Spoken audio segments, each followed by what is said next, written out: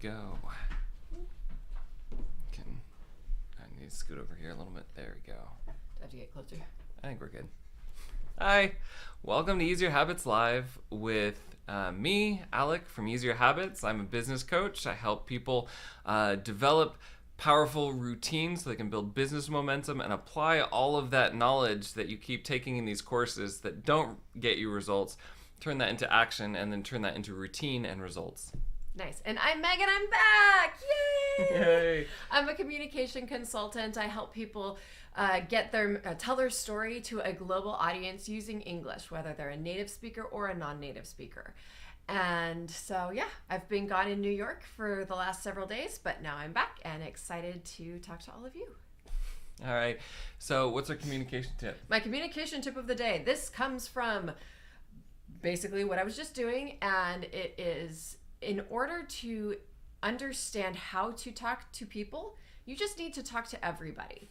And I know that some people, it's not part of your culture, it's not part of your just way of doing things, but in the elevator, passing, in the hallway, at the grocery store, just waiting around in line, find people to talk to and see how they respond. I've never had a person be like, ew, why are you talking to me? That's gross. Most people are willing to talk to you, and by doing that, by talking to a wide variety of people, you can start to understand the things that work for different audiences much better. And so talk to everybody. And it's okay to be a little bit afraid at first. I promise that goes away. Now it's almost like, I don't want to say a compulsion, but I do it because I love it. It's so much fun to just get to hear people's stories. Yeah, I find stating the obvious sometimes helps. Right? It's a pathway into like small talk where I remember being on a train and then something went wrong and they kicked us off the train and we had to wait. And like everybody obviously realized that like, oh, it's a pain to wait, or like I wonder how long we're going to have to wait. Like everyone was thinking that. It's not new information. But like if you say out loud, just kind of like, oh, I wonder how long we'll have to wait, anyone who actually wants to talk will engage with you. And if they don't, it just kind of sits and you do your own thing, right? So. Yeah. Well, and that's a whole other thing. But as far as small talk that I'll mention really quick is the best way to get into small talk is to start with shared information. Mm-hmm. And if you're with a person that you don't know what their information is. You don't know if you have shared information. And so that's why I tell people to start with like a compliment on something that they're doing, or talking about, man, it's like the weather. It is shared information. It's something we all know. Oh, it's freezing today. Oh my gosh, it's so hot today. Right? And something about your shared environment. I mean, it doesn't have to be the weather. You could look around and maybe find something else. But it's a great way to get into things in a way that won't like freak the other person out. Mm-hmm. So if you're wondering how to talk to everyone, I think, that small talk, shared information is a great way to start. So let's get a little bit of recap from this. This was an anime convention. It was an anime lots convention. Lots of cosplayers. Oh my gosh. I have never seen so many cosplayers in one place. It was at the Javits Center in New York, and this place is huge. And I swear, like, maybe 2/3, like a half to 2/3, maybe more even, of the people were dressed up in some type of costume. It was incredible. And these were good ones, too. These weren't just like, I go to the store and buy something cheap. Like, these were legit. It was really fun, though. So my purpose for being there was a lot different than what my purpose for being there would have been like 20 years ago. Which would have been like, oh my goodness, I'm gonna fangirl. And while I miss that part of me a little bit, it was really nice to be there on business and to be there trying to meet people in the industry. So it was a 3-day conference. The day before the conference, we actually had a meeting with someone from one of these production companies, and that went really, really well. And so I was there helping out with that. And then my goal basically for those 3 days was twofold. So I was there obviously with a company, and so that was my first priority, which was pitch this anime to as many people or get to know people so that we could figure out who to pitch it to, basically.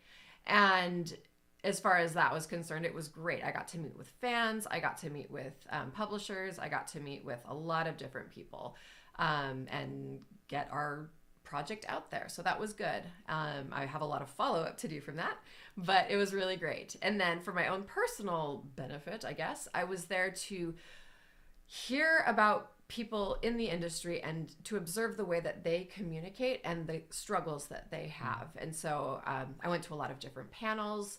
I tried to hear, listen to as many like Japanese speakers who were there, which again, they don't mingle with the general crowd, so it's hard to find them sometimes. Yeah. But it was really good getting to hear people's experiences as creators, as distributors, as people who write about it kind of from a third person's perspective, and see where those particular pain points are, as well as, get my business card in their hands. So that was, and I would say it was hugely successful for both of those goals. I was able to meet a ton of people and talk and have fun. I even got interviewed for a newspaper at one point, which was really cool, by this woman in Japanese. She saw me, and this is why I say talk to everybody. We made eye contact, and I was like, oh, she's Japanese. So I made slightly longer eye contact.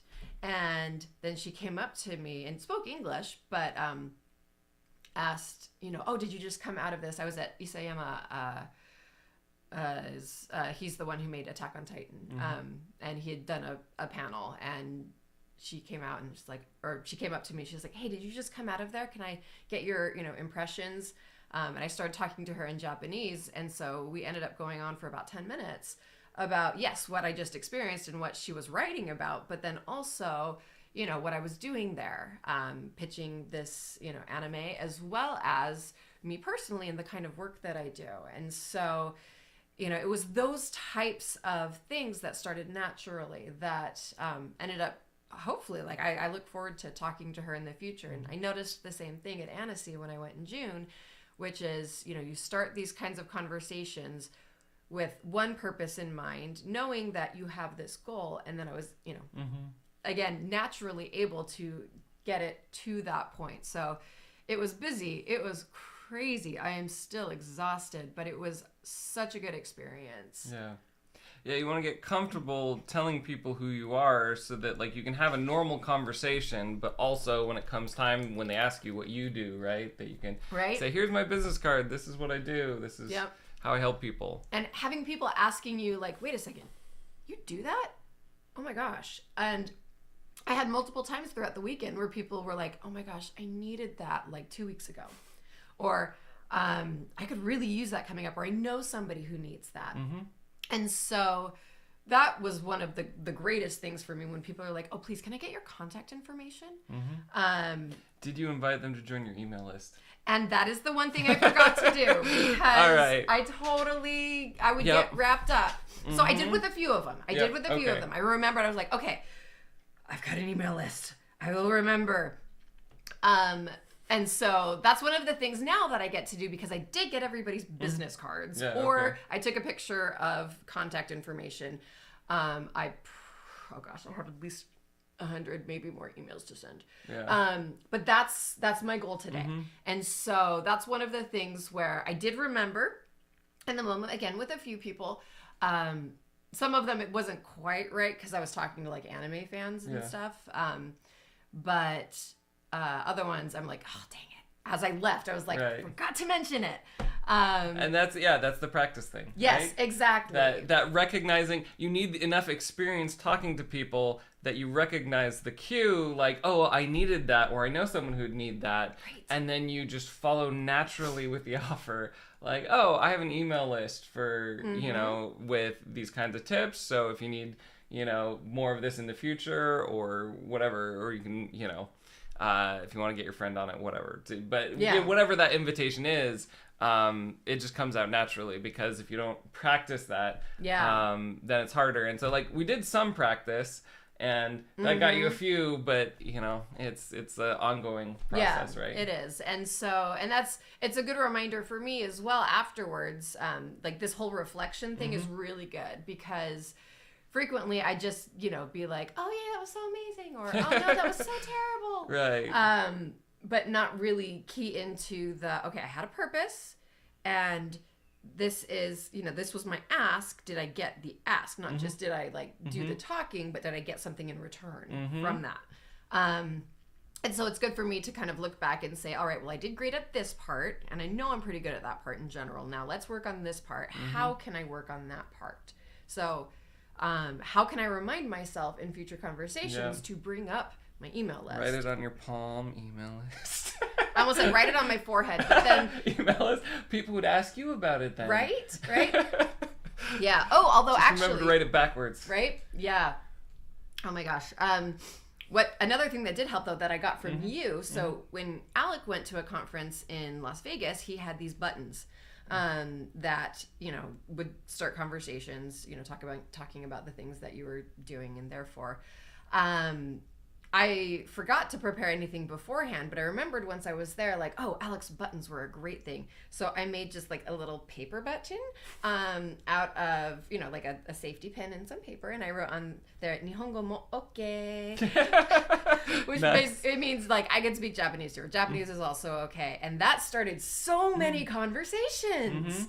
Because there were some people who wanted to just practice their Japanese, but Japanese people would see that and they'd be like, I can talk to this person. It was so great. It was so cool. And so, yes, thank you for that. So, again, it's seeing the things that worked and going through that process after the fact and reflecting and saying, okay, not just focusing on the things that I did great, but the things that I still need to work on. Well, and that is an interest, like the way you did that. I like that you phrased it's like lead into that conversation versus like if I just said like, hey, I am a business coach or something like that, that I might get different, a different response versus like if I put, let me help you reflect. Ooh, I like that. But you're talking about the value of reflection. That's one of the things about coaching that people miss. And so if I can get people doing that and realizing like, oh my goodness, it's so helpful to talk to somebody about what I'm learning. Oh my gosh, who knew? Right? Then that might be, and also I think that just fits my personality or whatever. It It's really an over-analytical person. So I have a t-shirt. Maybe make that into a t-shirt. Let me help you reflect. I love that so much. So,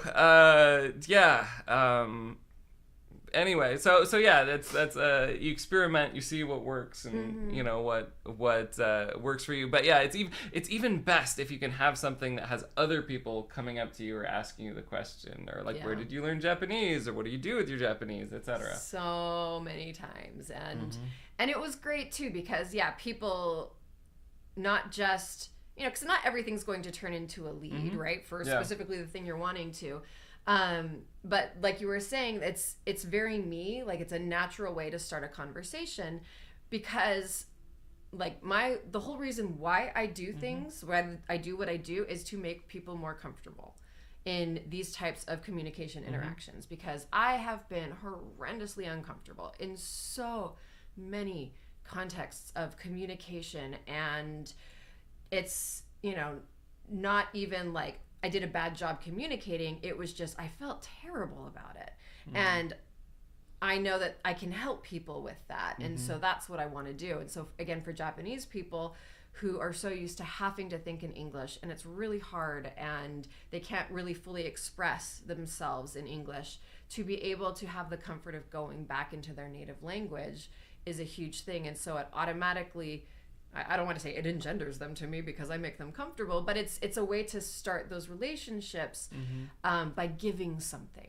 And that is so very much who I am. Even if I never get anything in return, that's fine. But it does frequently turn into some type of conversation. Right. So yeah, you don't. It's a weird thing where not every conversation has to be about you. You don't people feel like you're squeezing value out of them. No, not at all. I think the thing is like, how do you strategically make use of your time? And then I think a lot of people underutilize their interactions. Like again, going back to Global Republic, where people asked you embarrassed if you would offer lessons, right? Like that's a sign that you're underdoing it, right? Yeah. Or those missed opportunities for the email list where like I could have given that person more value. Like they were almost straight up asking, they just didn't know to ask, right? And so like that's really where the skill of marketing comes from. And I wonder, a lot of things are like this, especially things that we're not comfortable with, where everyone underdoes it. Like, I learned this with handstands, learning how to do handstands in high school, where almost everybody underdoes it, so they always fall forward. Oh, yeah. So they never hit the balance point. And so if you really want to feel that balance point, you have to go further back than is comfortable, and you have to fall backwards a few times, right? You have to overshoot the mark. And I do think that marketing is a little bit like that in terms of like you have to push yourself harder than is comfortable, further than is comfortable, not because you want to be salesy, but because a lot of times you're missing the opportunity to genuinely help people by not being open about who you are or inviting them, into the things that you do that are genuinely valuable. And this right here, I'm having one of those like aha moments, like. And these are my favorite moments in coaching. I'm being a little bit meta by like stepping out of the coaching sphere. Sell my services. Sell my services. But no, it's seriously like, and this is one of the reasons why I wanted us to do these videos in the first place, because I have these moments with you so frequently where I'm like, oh my gosh, that is what I needed to hear. I gotta do the other way, because again, words like not working, but it makes so much sense, and I have so much clarity, and I'm like, okay, now I have something to shoot for. How do I fall backwards the other way? Okay, but it's these moments with you that I want other people to be able to see and experience, and like that thing. I'm gonna watch this back again. I'm gonna be like, okay, exactly. Right. What did he say there? It provides me with so much value. So thank you. You're welcome. Well, and like you can clearly see the kind of like going a little bit further, right? There's value to that. And at a minimum, I think coaching regularly supplies that, where it's like, all right, what could you do a little bit more? And you invited more people to your email list because you have an email list and you were ready to, right? But the growth is greatly accelerated when you hit those points where you're just like, oh yes, I need to lean into the discomfort a little bit more. Yeah, well, and it's the other perspective, right? So like I can see, my perspective and maybe like a step or two beyond. But when it comes from the other direction, it's like I'm shining a flashlight this way and I can only see a little bit outside. But when someone else is shining a flashlight from their direction, all of a sudden it really opens up what I can see. And so it's, a lot easier, I guess, to kind of see the way forward and to start planning accordingly. So, I mean, that's all on the invitation side, but I think there's an interesting piece here that, I mean, it's hard for everyone. It's still hard for me sometimes, where you're talking about, you learned more about what people needed and why. And I think that is difficult because people can't give you a formula for your target audience. There's an aspect of judgment that comes from experience in terms of recognizing, all right, what are the signs that someone needs your services? And then you can use that to reverse engineer, how do I find them? Like, how do I find people who are preparing for this conference who would need those services? Can I find other conferences, even if I'm not attending them, and identify the people who would need those services going to those conferences, etc. So, so what I mean, it doesn't have to be everything, but give a few examples of like the types of things that you learned about your target audience. Okay, so if we're and I don't want to say if. Okay, so going specifically for, because I found other people who could use my services that were not my target audience, but specifically for these people in Japan who are trying to get their stories out there and speak more. There was one panel I attended in particular that really kind of illuminated this. It was a Fate Grand Zero. It's a game. I didn't know that till like 3/4 of the way through the panel. I was like right front and center. I felt kind of bad, but no, it was amazing though, because it was these, people from Japan, and what they were doing is they had a script that they were reading, and sometimes they would speak in Japanese with a translator, and whenever they spoke in English, they had their script, so they knew exactly what to say. But there were a couple of times they tried to go off script, and there was this girl who was a voice actress, and you could tell she really wanted to be doing this in English. She would get really excited and like, wait a second, no, here, just let me try again. And, you know, saying that she wants to work on, like she said that from the stage, she wants to work on this more. But again, it's that confidence and knowing that like she's doing okay. And then the other guy who was up there on the panel, he was one of the producers, I think. Everything he said, again, he was reading, so it sounded really great, but it sounded super scripted. Like, you could tell, right, that he was reading it, not speaking naturally. And he even said at one point, you know, oh, I can do this kind of thing, but I can't do any free talk. Can I switch into Japanese for that? And so seeing those particular pain points. Now, these two people are like, you know, the big famous panelists. So I didn't actually have access to them. And so other than like listening. So, you know, seeing those pain points though, and trying to figure out how can I access those people with those pain points, that kind of becomes my next step. Right. Well, and some people gave you a time frame. I needed that when? Yeah, 2 weeks ago. 2 weeks ago. So like that gives you a time frame. How many anime conventions? I mean, they're probably not as big all as the New York one, but how many anime conventions are in the US? So many. Right? So many. And some of the smaller ones might have the benefit, like it might be hard to get a hold of like the top people who are going to the biggest ones, but also like, you know, other smaller conventions will still have people from Japan, and like, you know, maybe even if they're not the biggest, that could work to your advantage as you're building a business and getting more and more name recognition. So now you have a lot of pieces. Actually, you have like a very specific strategy.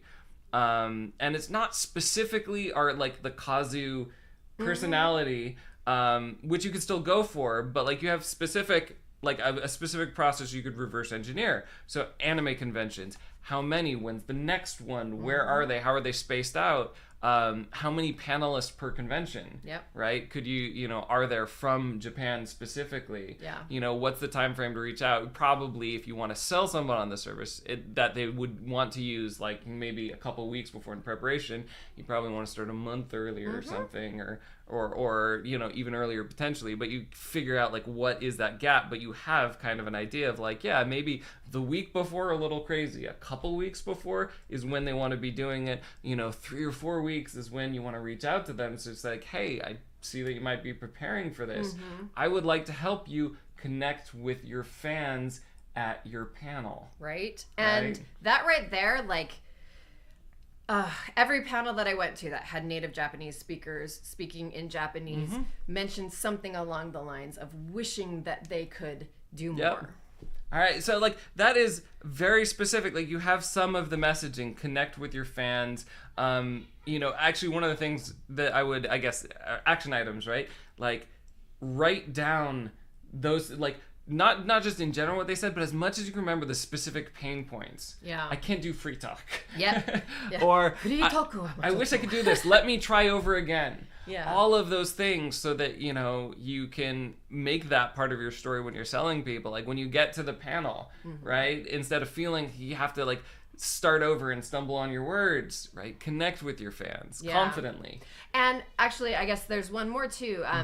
There was one guy who was speaking in Japanese. He didn't, you know, like talk about, you know, not being able to do it in English, but his translator, she was amazing and she was hilarious, but she was definitely inserting herself and her own like stuff into her translations, which, I mean, it worked. It made for an amazing panel, but there was a little bit of a sense of his actual words were not exactly what was getting conveyed.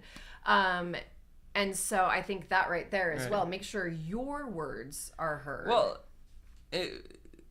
is this like a translator provided by the venue, or like a translator that he worked with? I'm not sure. Exactly. Like, to be honest, if I were going to another place where like I couldn't speak the language and I had a translator and she could make me funnier than I am, like I'd be all for that. So like that would depend. Like you might be into that, realizing like this is a good translator because like they're good at working with the cloud better than I am. Yeah. So as long as she's conveying the general sense, like not like flipping the meaning 180, Oh, like yeah. if No, she's no, playing not with at all. it, right? Yeah. So yeah, maybe that was a strategy. I don't know. So So- that'd be interesting. Yeah, that is an interesting situation. But there is a strategy there. So it sounds like you already had some action items, which is follow up. You know, I'd think through maybe even just for a moment here, like, all right, that you have the information of a lot of people. You want them on your email list. Could you, like, what's the offer / ask there?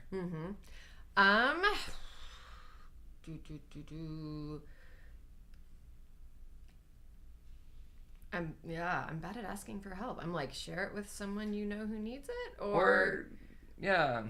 like you know, sign up for a, you know, like 15-minute consultation or something if you need it, or a 30-minute Or join the consultation, email or- list, right? Oh, I thought you were talking about the people already on the email list. Well, for the people you have like contact information for a lot of people, but you Yes. didn't invite them all to the Oh, email yes. list, right? So like that whole one-step framework. Sorry, yes, definitely. So yeah, join my email list for sure. That's yeah, that's gonna be part But of like it. also like what reason are you going to give them to join your email Oh list? yeah.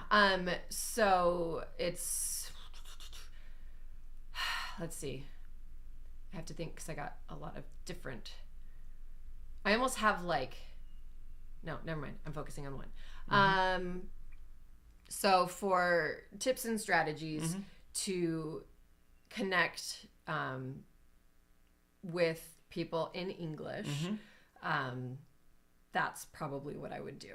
That sounds good. Yeah. All right. Hey, I would love to add you to my email list where I share tips and strategies to connect with people in English at conventions just like the one we met, Yes.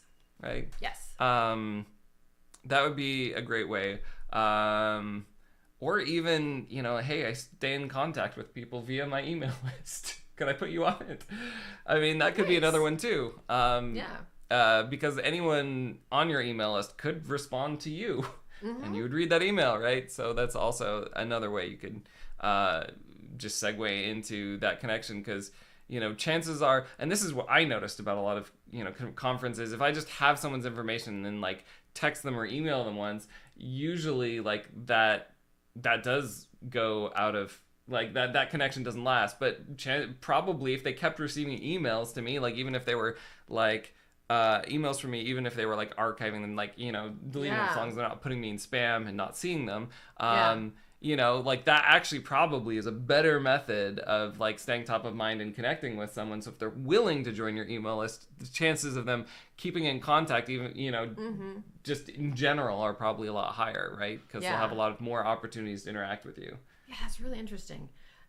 Because I noticed some people did that in Annecy, but they didn't ask me to be put on their email list. They just took my info from their, you know, from my business card and put me on their email list. Right. And so now I'm like receiving their, you know, weekly emails, and I'm like, I don't care. Right. You want to get the buy-in. Like, Yeah. I think that's a piece. So I where think that's that good practice. invitation email, right, is what I want to send out, and then Right. And so yeah, and you could go either way depending on the contact. You go just specifically offer the tips and tricks, or you could also just say like, hey, one of the best ways to stay in contact with me is an email list. Can I add you to my email list?